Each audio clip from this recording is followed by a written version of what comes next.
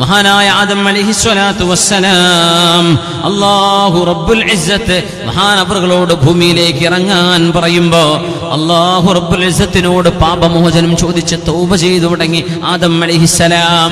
പിശാച് തെറ്റ് ചെയ്തു, പക്ഷേ ആ തെറ്റ് അല്ലാഹുവിന്റെ മേലേൽപ്പിച്ചു. റബ്ബേ, നീയാണ് എന്നെ പഴപ്പിച്ചത് എന്ന് പറഞ്ഞു.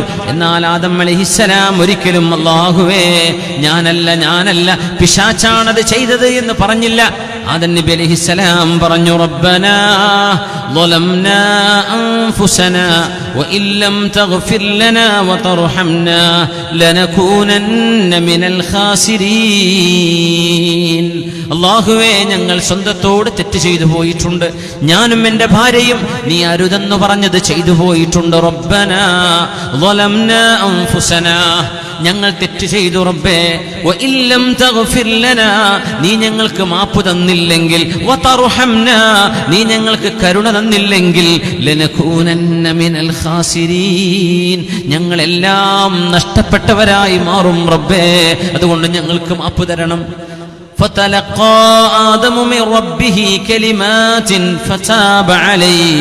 ആ വാക്കുകൾ കാരണം അല്ലാഹു ആദം നബി അലൈഹിസ്സലാമിന് പുറത്തു കൊടുത്തു എന്ന് പരിശുദ്ധ റസൂൽ സ്വല്ലല്ലാഹു അലൈഹി വസല്ലം വിശുദ്ധ വചനങ്ങളിലൂടെ അല്ലാഹുവിന്റെ ആയത്തുകൾ ഓതി നബി തങ്ങൾ നമ്മെ പഠിപ്പിച്ചിട്ടുണ്ട്.